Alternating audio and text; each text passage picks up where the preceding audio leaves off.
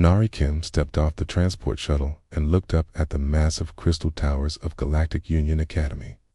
The buildings stretched into the purple sky like frozen waterfalls. Everything here was built for beings much larger than humans. The doorways were 3 times her height. The corridors could fit entire Earth vehicles. She pulled her small bag over her shoulder and walked toward the main entrance. Other students moved around her in groups. Most of them were twice her size or bigger. A few floated above the ground. Some had scales that sparkled in the alien sunlight. Others had fur that changed colors as they walked. Nari looked very small next to them. At 19 years old, she stood only 5 feet 4 inches tall. Her black hair was tied back in a simple ponytail. She wore the standard academy uniform that looked too big on her thin frame. To the other students, she appeared fragile and weak. She did not mind this. Humans had learned it was better to look harmless. A blue-skinned student with 4 arms noticed her struggling with the heavy entrance door. "Need help, little one?" he asked in the common galactic language. His voice was kind, but treating her like a child.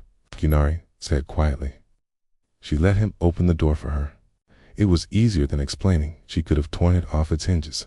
Inside the academy, hundreds of students filled the great hall. The ceiling was so high that small flying creatures lived up there like birds. Kay found a spot near the back and sat down on one of the benches. The bench was made for much larger beings, so her feet barely touched the ground. "Welcome, students, to your first day at Galactic Union Academy." The voice came from Instructor Quendel, an elderly, bird-like creature standing at the front. His feathers were silver with age, and his voice carried easily through the hall. "Today, each species will demonstrate their natural abilities so we may better understand each other." Ari watched as students began to show off. A rock creature lifted a bench that weighed several tons.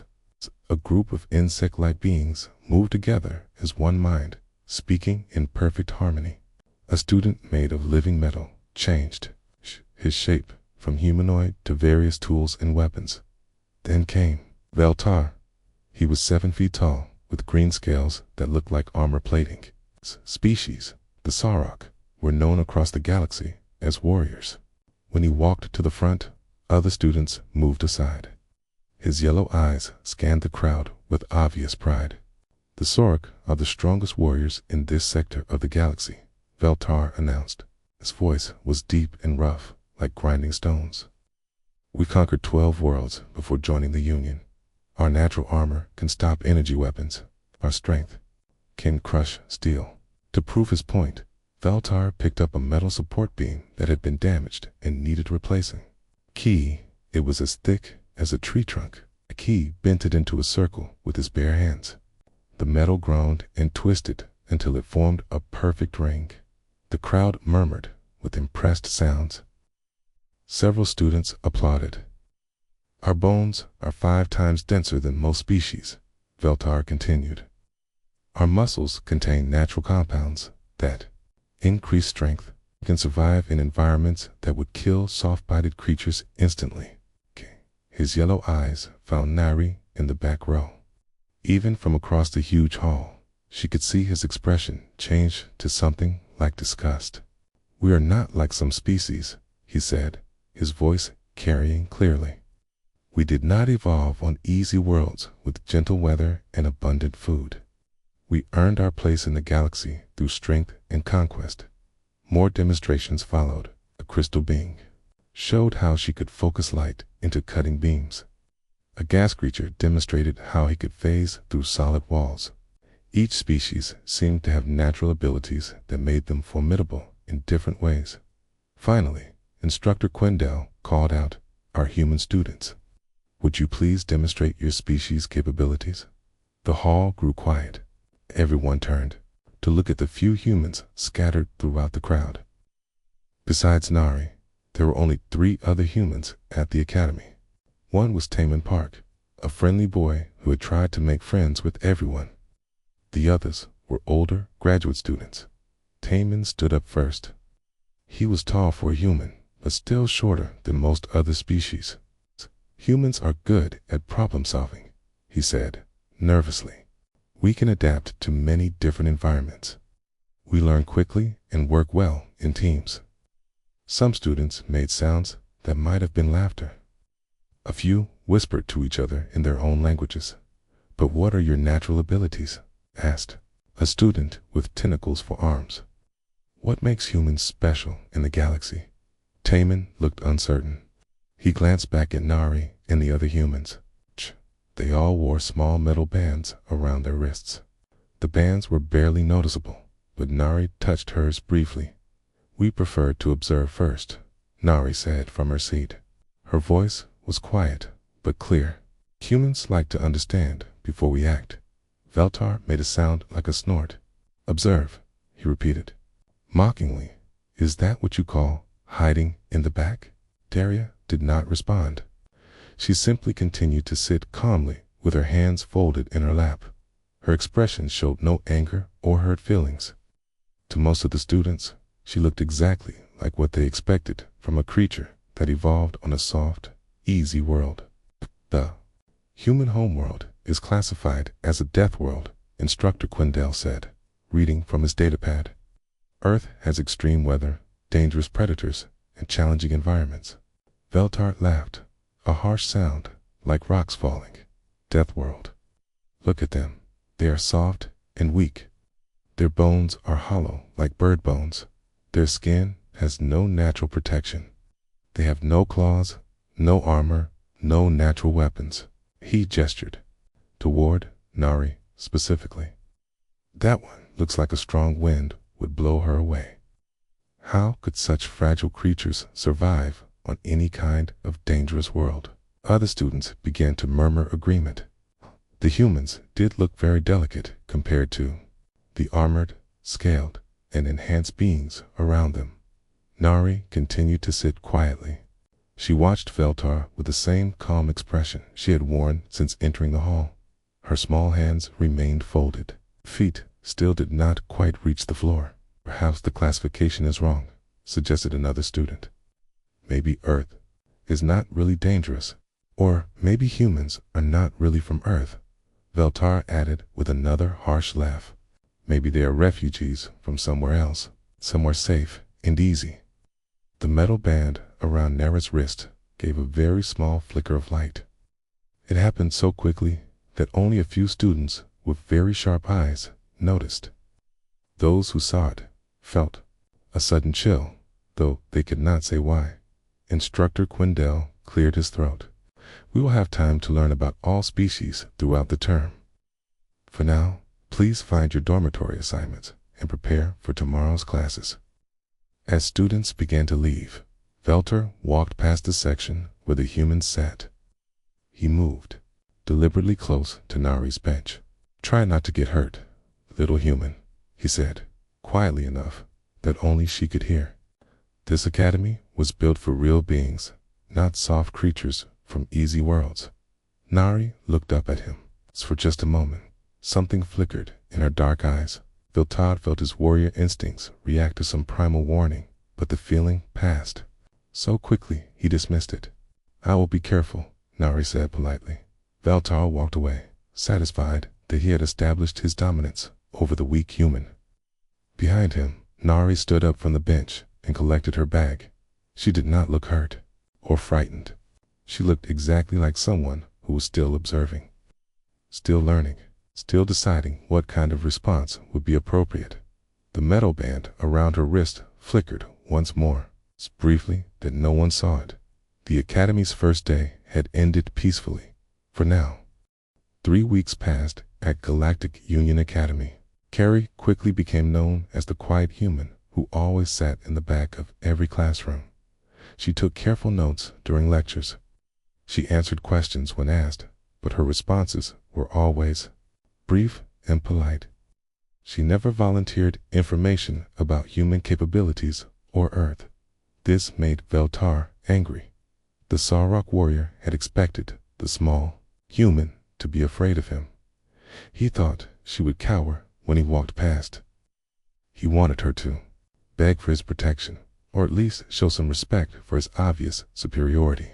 Instead, Nari treated him exactly the same way she treated everyone else, with calm politeness and complete indifference. She thinks she is better than us, Veltar complained to his friend Zephic during lunch. The insectoid clicked his mandibles. In agreement, Zephic was from a hive species that valued hierarchy above all else. To him, Nara's behavior was deeply insulting. Small creatures should know their place, Zephic buzzed.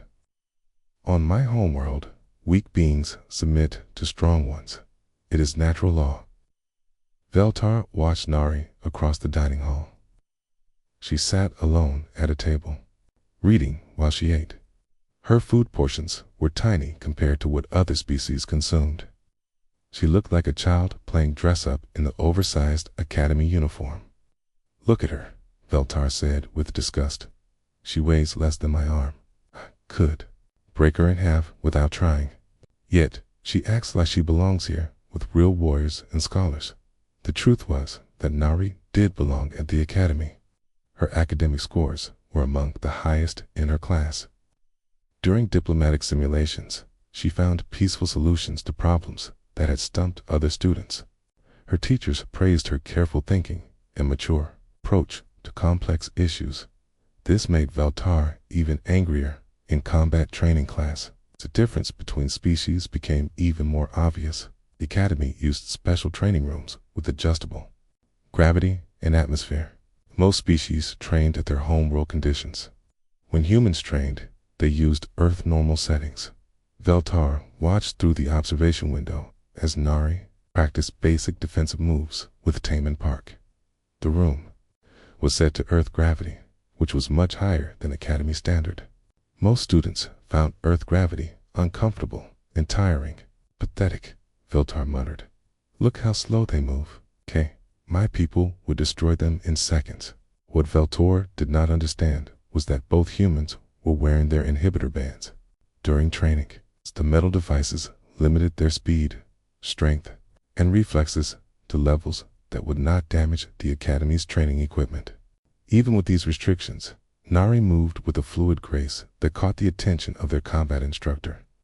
Interesting technique, Professor Valenoth observed. The four-armed instructor was a veteran of many wars. Human martial arts appear to use an opponent's strength against them rather than meeting force with force. After class, Veltar decided to confront Nari directly. He'd waited for her outside the training room, blocking her path to the dormitories.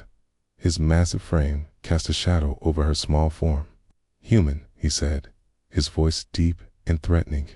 I want to challenge you to a real sparring match. No restrictions. Let us see how your soft species performs against true warriors. Nari looked up at him calmly. Academy rules require supervision and safety protocols for interspecies combat, she said. I do not think that would be wise. Afraid? Veltai asked, stepping closer. I thought so. Humans talk about being from a death world, but you are all cowards. Your entire species probably hides behind rules and regulations because you are too weak to face real challenges. Perhaps, Nari said simply. She stepped around him and continued walking toward the dormitories. Veltar was stunned. He had expected anger, fear, or at least some kind of emotional response. Instead, the human had agreed with his insult and walked away. His pride as a warrior demanded a reaction. The next day, Veltar tried a different approach. During their shared xenobiology class, he made sure to sit directly behind Nari. Throughout the lecture, he made quiet comments designed to provoke her.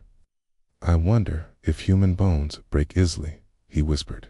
They look very fragile, Nari continued, taking notes without turning around. On my homeworld, we use small creatures like humans as practice targets, he continued. It helps young warriors learn precision. Still, no response. Heard that human children cry when they get hurt. Do adult humans cry too? Nara's pencil stopped moving for just a moment. Then she resumed writing as if nothing had happened. The harassment continued for days. Veltar recruited other students to help him, Ha! They would accidentally bump into Nari in the corridors. They spoke loudly about human weakness whenever she was nearby. They blocked her access to library materials and study areas. Through it all, Nari remained perfectly calm. She found alternate routes when her path was blocked. She studied in different locations when her usual spots were occupied. She never complained to instructors or asked for help. This patience infuriated Svelter beyond reason. During their 4th week at the academy, a new human arrived. Hyung Lee was a medical student specializing in interspecies biology. Like the other humans, Hyung was willing to discuss human physiology with curious alien students.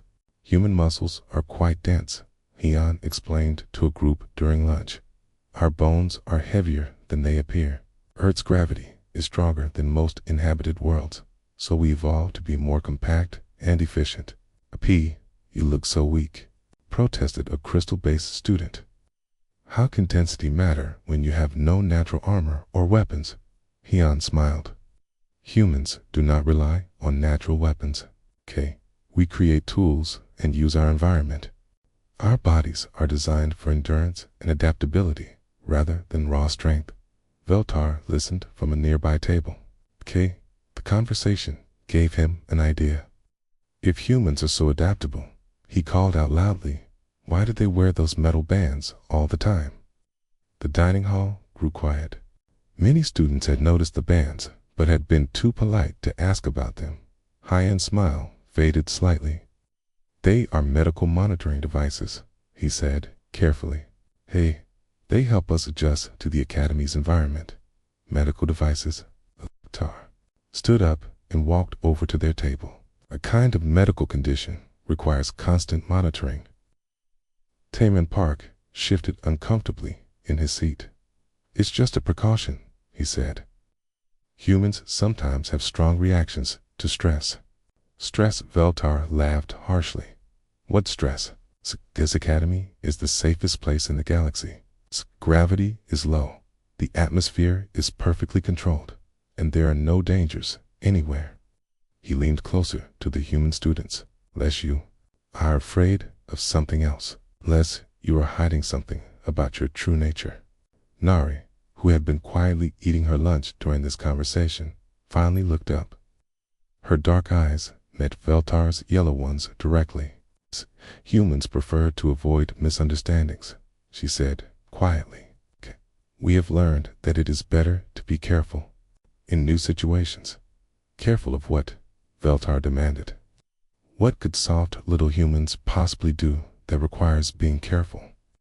Nari considered the question seriously.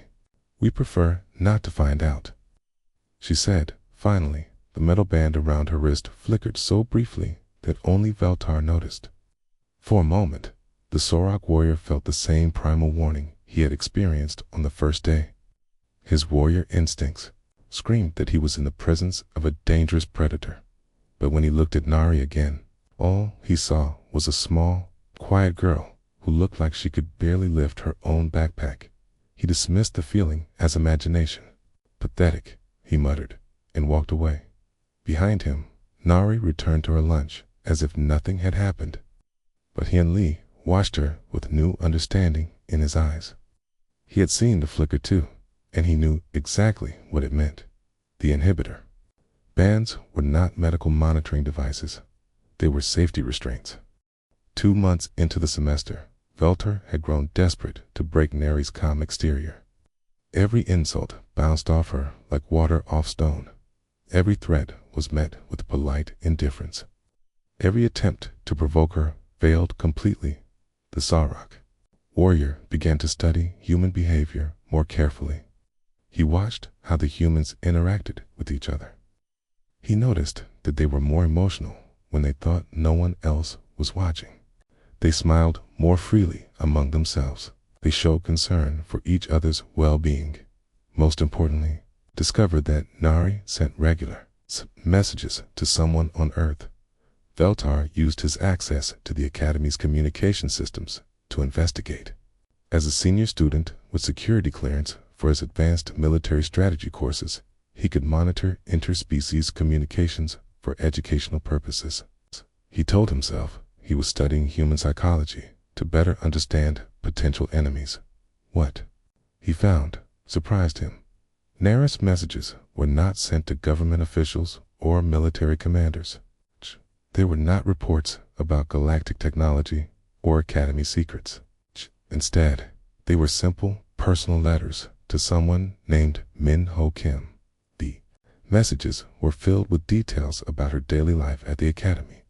She described her classes, her fellow students, and her progress in learning about different species.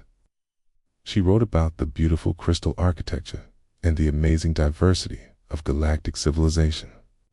Her tone was warm and affectionate, ways that Veltar had never seen from her in person. After several weeks of monitoring, Veltar realized that Min-Ho was Nera's younger brother. The human girl wrote to him almost every day, sharing everything she experienced and learned. Her messages revealed a side of her personality that no one at the academy had ever seen. More importantly, for Veltar's purposes, Teria's revealed that Min-Ho had been sick. He was recovering from some kind of illness that had kept him in medical care for months. Neri's letters were full of encouragement and love for her brother. She promised to bring him gifts from across the galaxy. When she returned home, Veltar smiled for the first time in weeks. He had found Neri's weakness. The opportunity came during their advanced diplomatic theory class. Professor Quendel had assigned students to work in mixed species groups on conflict resolution scenarios. Each group had to present their solution to a simulated interplanetary dispute. Nera's group included Veltar's 2 insectoid students and a peaceful plant-based species. They were tasked with resolving a trade dispute between mining colonies. Neri had spent days researching the scenario and developing a comprehensive solution that addressed all parties' concerns. On the day of presentations, Neri stood at the front of the classroom with her prepared materials. She began explaining her group's approach with quiet confidence. Her solution was elegant and fair, demonstrating deep understanding of each species, needs, and cultural values. Veltar waited until she was halfway through her presentation. Before we continue, he interrupted loudly. I think the class should see what kind of emotional instability humans really have. Professor Quendel looked puzzled. What do you mean, student Veltar? Humans claim to be logical and rational, Veltar said, standing up to his full 7-foot height. But they are actually driven by primitive emotional bonds that make them unreliable partners in galactic civilization. Nari stopped speaking. She turned to look at Veltar with the same calm expression she always wore. I do not understand your point, she said politely. Allow me to demonstrate, Veltar replied. He activated his personal communicator and projected one of Neri's private messages onto the classroom display screen. The message appeared in large text for everyone to read. It was one of her letters to Min-Ho, filled with personal details and emotional expressions of love for her sick brother. Dear Min-Ho, Veltar read aloud in a mocking voice. I miss you so much. I hope your treatment is going well. The doctors on Earth are the best in this sector of space, so I know you will be completely healthy soon. Gasps came from around the classroom. Several students looked shocked at this invasion of privacy. Professor Quendel began to protest, but Veltar continued reading. I am learning so much here that I cannot wait to share with you. The other species are fascinating, and most of them are kind and welcoming. I promise to bring you samples of their art and music when I come home. Veltar's voice became more cruel as he continued. Look at this emotional weakness. She writes to her sick brother every day like a child who cannot handle being away from family. This is the kind of instability that makes humans unsuitable for important galactic roles. Around the classroom, students shifted uncomfortably. Even those who had supported Veltar's earlier harassment began to look disturbed by this public humiliation. Nari stood perfectly still during the entire reading. Her face showed no emotion. Hands remained steady at her sides. She appeared completely unaffected by having her most private thoughts exposed to ridicule. But Professor Quindle noticed something that others missed. Several empathic species in the classroom suddenly became agitated. The plant-based students rustled their leaves nervously. Telepathic student covered his head with his hands as if blocking out painful thoughts. Keenest Professor Quindle said firmly, "Student Veltar, this behavior is completely inappropriate." "I am not finished," Veltar replied. He switched to a different message, one from the previous week. "This one is even better. Listen to what she says about her brother's condition." He began reading again, his voice dripping with mock sympathy. "Minho, I know that genetic therapy is scary, but you are the strongest person I know. Our family has always been survivors. Even if the doctors say your condition might be permanent, I believe you will overcome it." Veltar looked directly at Nari. "Genetic defects," he said with satisfaction. "Her entire family line is contaminated with weakness. When the Sarok eventually expand into human space, we will need to eliminate these genetic problems to improve the species." The empathic students in the room suddenly cried out in distress. The telepathic student fell from his chair. Even Professor Quindle stepped backward instinctively. For the first time since arriving at the academy, Nari showed emotion. It was not sadness or embarrassment or fear. It was anger. The temperature in the room seemed to drop several degrees. The lights flickered. Several sensitive instruments around the classroom began displaying warning signals. Nara's calm mask slipped just enough to reveal something underneath. For a brief moment, every predator instinct that had evolved in 100 different species screamed the same warning. Apex predator, immediate danger, run now. But the moment passed so quickly that most students convinced themselves they had imagined it. Nara's expression returned to its usual calm state. She looked at Veltar with the same polite indifference she had always shown.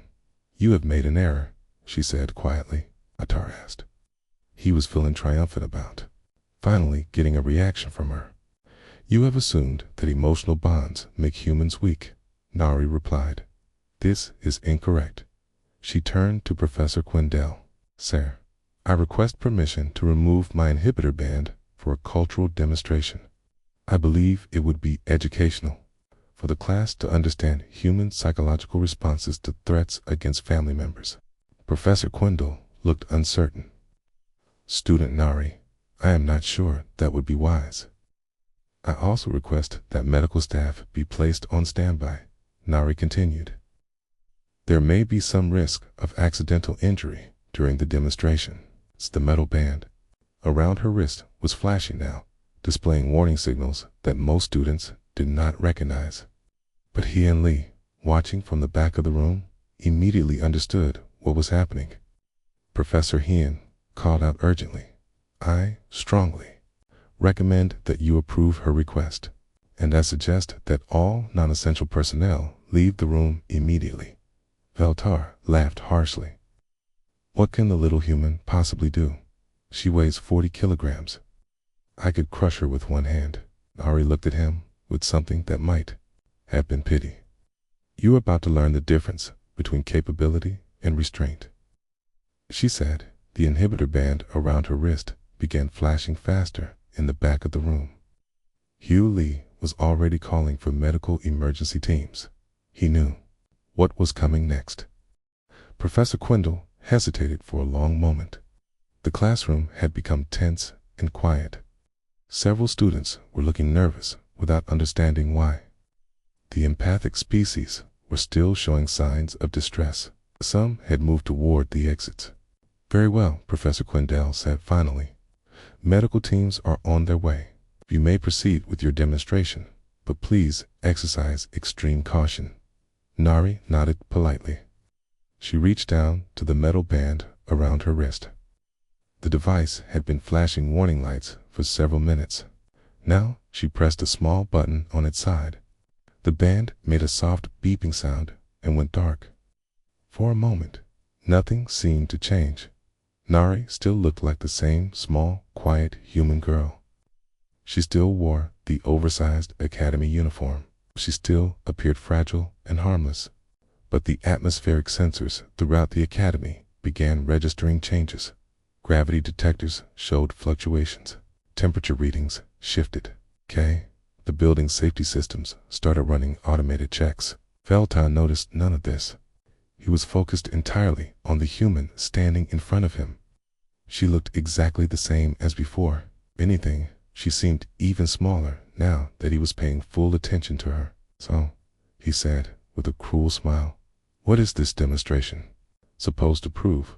Are you going to cry about your sick brother? You're going to beg me not to hurt your weak family?" "No," Nari said simply. Her voice sounded different now.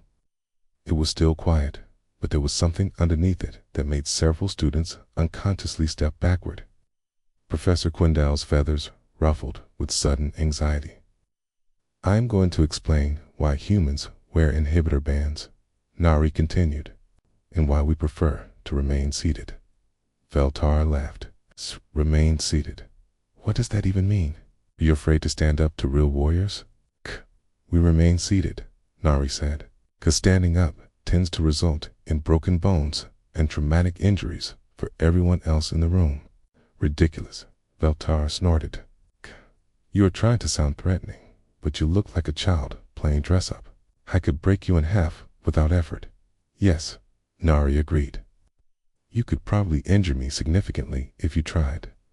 Humans are not the strongest species in the galaxy. We are not the fastest or the most heavily armored. We do not have natural weapons or psychic abilities." She paused and looked directly at Veltar. "But we are from Earth." "So what?" Veltar demanded. "Earth is just another planet. What makes it special, Earth," Nari said calmly, "is a world where everything is trying to kill everything else every moment of every day. Our planet has weather that can destroy entire cities. It has predators that hunt in coordinated packs. It has diseases that evolve faster than we can cure them. It has natural disasters that reshape continents." Around the classroom, students were listening with growing unease. The empathic species were now openly distressed. Professor Quindell was quietly activating emergency protocols. "Humans evolved on a world where being peaceful meant being dead," Nari continued. "We learned to be patient because impatience gets you killed. We learned to be observant because missing details get you killed. We learned to control our emotions because panic gets you killed." Veltar was getting impatient with this speech. "Enough talking. If you are so dangerous, prove it. Attack me. Show me this terrible human strength." "I would prefer not to," Nari said. "Violence should only be used when absolutely necessary." "Because you are weak," Veltar taunted. "Because you know you cannot hurt me." Nari sighed softly. "You have threatened my family. In human culture, this means you have declared yourself an enemy who must be stopped. I was hoping you would reconsider, but you seem determined to continue." "Continue what?" Veltar asked. "I have done nothing but speak truth about human weakness." "You have announced your intention to commit genocide against my species," Nari replied. "You have specifically threatened to kill my brother because of his medical condition. These actions require a response." Veltar stood up to his full 7-foot height. His natural armor gleamed in the classroom lighting. His muscles bulged with the enhanced strength of his species. He looked down at the small human girl who barely came up to his chest. "What response?" he asked mockingly. "What can you possibly do to me?" Nari remained seated. She looked up at him with the same calm expression she had worn for months. "I can show you why Earth is classified as a death world," she said. Then Veltar made his fatal mistake. Convinced that the human was all talk and no action, he decided to end this confrontation by force. He reached down with one massive scaled hand to grab Nari by the throat. "Enough words, little human. Time to learn your place." His hand moved fast, enhanced by Sorak reflexes and powered by muscles that could crush steel. It should have been over in an instant. But Nari was no longer there. She had moved so quickly that Veltar's eyes could not follow her motion. So one moment she was sitting calmly in her chair. The next moment she was standing beside him, having somehow flowed around his grasping hand like water. Veltar spun around, confused and angry. How did you? He never finished the sentence. Nari's hand touched his extended arm at the elbow joint. It was not a punch or a strike. It looked almost gentle, like she was simply placing her palm against his scales. The sound that followed was like a tree branch breaking. Veltar's arm bent backward at an angle that arms were not supposed to bend. His enhanced bones, 5 times denser than most species, cracked like twigs. His natural armor, which could stop energy weapons, split open like eggshells. The Sorok warrior screamed in pain and shock. He staggered backward, staring at his ruined arm in disbelief. That was a warning, Nari said calmly. Please stop now. But Veltar was no longer thinking rationally. Pain and humiliation had triggered his warrior instincts. Despite his injury, he charged at the small human with his full body weight behind the attack. I will crush you, he roared. Nari watched him come. She remained perfectly still until the last possible moment. Veltar was moving with all the speed and power of an apex predator from a warrior species. His remaining good arm was extended to grab her. His massive frame could have flattened a small vehicle. At the last instant, Nari moved again. This time, everyone in the classroom saw what happened, though most of them could not believe it. The small human girl stepped to one side of Veltar's charge. As his momentum carried him past her, she placed one hand on his back and gave him a gentle push. The push was perfectly timed and precisely angled. It used Veltar's own speed and weight against him. Basic physics and leverage amplified the force until it became devastating. Veltar flew across the classroom like he had been shot from a cannon. He crashed into the reinforced wall with tremendous force. The impact was so violent that it cracked the crystal matrix of the Academy's construction material. He slid down the wall and hit the floor with a sound like falling rocks. He did not get up. Medical alarms throughout the building began screaming warnings. The sensors had registered impact forces equivalent to a hovercar collision. Emergency teams were already running toward the classroom. Nari walked calmly back to her chair and sat down. She picked up the inhibitor band from where she had placed it on her desk and put it back around her wrist. The device immediately began beeping and flashing as it worked to regulate her physiology back to safe levels. Medical teams will need to check his spine, she said to Professor Quindell. I believe it may be fractured in 3 places. Also his ribs and shoulder. I tried to minimize the damage, but it is difficult to control precisely without practice. Professor Quindell stared at her in shock. Around the classroom, students sat in stunned silence. The mighty Sorok warrior lay motionless against the wall, breathing but unconscious. Is he alive?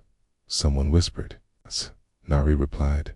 Humans prefer not to kill unless absolutely necessary. He will recover completely with proper medical treatment. She looked around the classroom at the staring faces. Are there any questions about human culture or the purpose of inhibitor bands? No one spoke. Medical teams burst through the classroom doors and rushed to examine Veltar. Their scanners confirmed multiple fractures and internal injuries, but nothing life-threatening. They loaded him onto a medical transport. One of the doctors looked at Nari with newfound respect and fear. How much force did you use? He asked quietly. Nari considered the question seriously. Approximately 3% of my maximum capability, she said. I was being very careful not to cause permanent damage. The doctor stared at her in horror. 3% had been enough to break the bones of one of the galaxy's most powerful warrior species. What would happen at full strength? He asked. Nari adjusted her inhibitor band and returned to her notebook. We prefer not to find out, she said. The medical teams left with their patient. But the other students slowly filed out of the classroom, whispering among themselves. Soon, only Professor Quindle and Nari remained. "Student Nari," the professor said carefully, "I believe we need to have a serious discussion about human capabilities and academy safety protocols." Nari looked up from her notes. "Of course, Professor. I apologize for the disruption to class. Should I prepare a report on human cultural responses to family threats?" News of the incident spread through Galactic Union Academy faster than light itself. Within hours, every student knew that the quiet human girl had defeated the mighty Sorok warrior with minimal effort. The story grew larger with each telling. Some students claimed they had seen Nari move faster than thought. Others said she had thrown Veltar across the room without even touching him. But the truth was disturbing enough.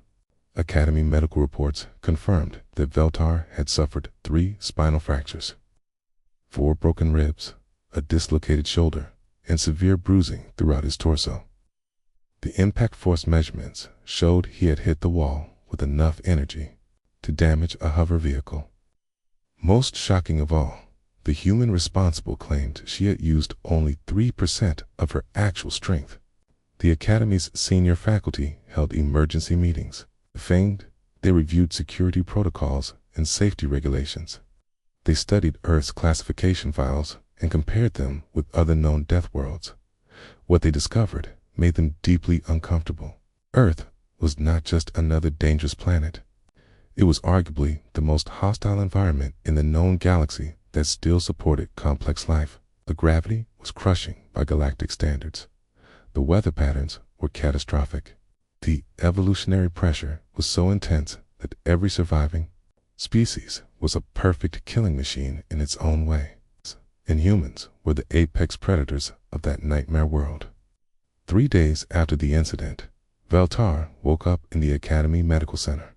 His body was encased in healing apparatus that would repair his broken bones over several weeks. He expected to feel angry about his defeat. Instead, he felt something he had never experienced before: genuine respect for an opponent. Nari visited him on his 4th day of recovery. She brought a small potted plant from Earth that she thought might make his room more pleasant.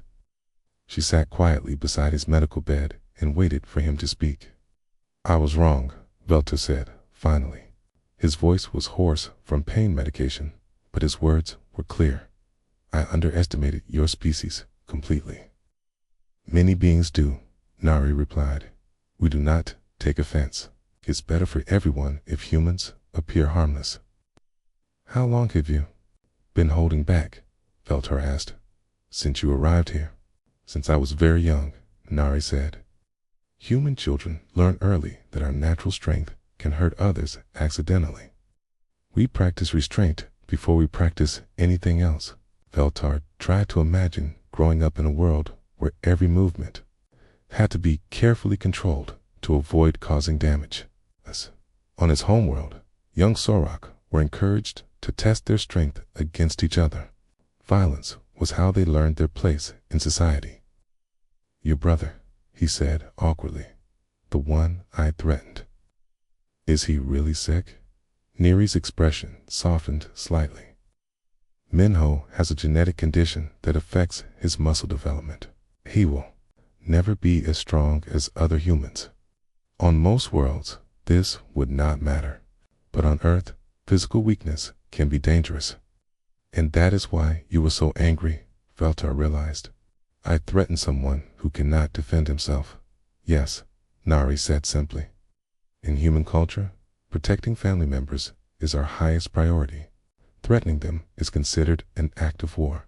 Veltar understood now why the empathic students had reacted so strongly. Veltar sensed the shift in Nari's emotional state when she moved from defensive caution to active threat response. To a human, he had declared himself a mortal enemy who needed to be eliminated. "I formally apologize," he said, using the most respectful form of address in his language. "My words were ignorant and cruel. I did not understand what I was truly saying." "Apology accepted," Nari replied. You were acting according to your own cultural understanding. Many species use verbal aggression to establish social hierarchy. Humans are different. Over the following weeks, the dynamic at the academy changed completely. Students who had previously ignored or dismissed the humans now watched them with careful attention. No one made jokes about human weakness anymore. No one tried to push them around or test their patience. But the change went deeper than simple fear. Team and Park became popular among students who wanted to learn about human history and culture. They were fascinated by stories of how humans had survived ice ages, plagues, natural disasters, and constant warfare while still developing art, music, and philosophy. Hyun Lee found himself overwhelmed with requests from medical students who wanted to understand human physiology. God, they could not believe that such efficient predators could appear so harmless. His anatomy demonstrations became the most attended lectures at the academy. Even Nari, despite her preference for quiet observation, became an unofficial teacher. Students approached her with questions about Earth, human society, and the philosophy of restraint. She answered every question patiently and thoroughly. Do humans decide when to use violence? Asked a crystal-based student during one impromptu discussion. We tried to avoid it completely, Nari explained. Violence should only be used to protect innocent life or stop immediate threats. Even then, we used the minimum force necessary to resolve the situation. But you could have killed Velter easily, another student pointed out. Why did you hold back? Because killing him would not have solved the real problem, Nari said. He was acting from ignorance and cultural misunderstanding, not genuine evil. Education is usually more effective than elimination. These conversations led to broader changes in academy curriculum. New courses were added on Deathworld psychology and the ethics of power restraint. Students learned about the responsibility that came with superior capabilities. They studied how advanced civilizations had to balance strength with wisdom. Professor Quindale became one of the most vocal advocates for these changes. The incident in his classroom had taught him that the Academy's understanding of many species was dangerously incomplete. We assumed that physical appearance indicated actual capability, he explained to a gathering of faculty. This assumption could have led to tragic misunderstandings in future diplomatic situations. The Academy began requiring all students to undergo comprehensive capability assessments. They discovered that several other species had been concealing their true abilities for various reasons. A peaceful aquatic species turned out to be capable of generating electrical fields that could disable spacecraft. A plant-based civilization had developed chemical warfare techniques that could sterilize entire planets. It's most disturbing of all, they realized that humans were not even the most dangerous species at the Academy. They were simply the most honest about their potential for violence. As the semester continued, Veltar recovered completely from his injuries. The experience had changed him in ways that went beyond physical healing. He began studying human military history and was amazed by their strategic thinking. He learned about human concepts like honor codes, rules of engagement, and protection of civilians during warfare. Your species fights wars with regulations, he said to Nari one day. You limit your own effectiveness to protect your enemies. Why? Because we have learned that total war destroys everything, Nari replied. If we fought without restraint, there would be nothing left to protect. The goal of human warfare is to end conflict, not to cause maximum destruction. This philosophy began influencing other students as well. The Academy's combat training courses were revised to emphasize precision over power.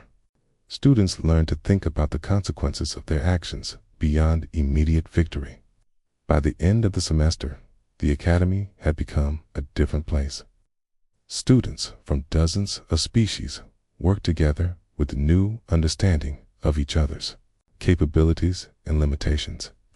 The humans were no longer seen as weak primitives, but as experienced survivors who had learned wisdom through countless generations of struggle. The final examination for their diplomatic theory class was a practical exercise. Students had to resolve a complex interspecies conflict using only negotiation and compromise. No threats or displays of power were allowed. Nara's solution was elegant and thorough. She had learned to understand the deeper motivations of each species involved. Her proposal addressed everyone's real needs while creating safeguards against future misunderstandings. "Excellent work," Professor Quendell commented. "Kay, your approach shows remarkable maturity and insight." "Thank you," Nari said. "I learned much from my classmates this semester. Understanding different perspectives makes better solutions possible." As graduation approached, many students requested to continue their studies on Earth. They wanted to experience the Deathworld firsthand and learn more about human society. Others planned to serve as cultural ambassadors between their homeworlds and human colonies. Veltar was among those requesting Earth assignments. "I want to understand how your species developed such effective restraint," he explained. "My people could benefit from learning these techniques." "Earth can be dangerous for off-world visitors," Nari warned him. "The environment is hostile and accidents happen easily." "I am willing to take that risk," Veltar replied. "Some lessons are worth the danger of learning them." On the last day of classes, Nari sat in her usual spot in the back row. She had her notebook open and her pencil ready. Around her, students from across the galaxy prepared to learn their final lesson of the semester. A new group of first-year students entered the classroom.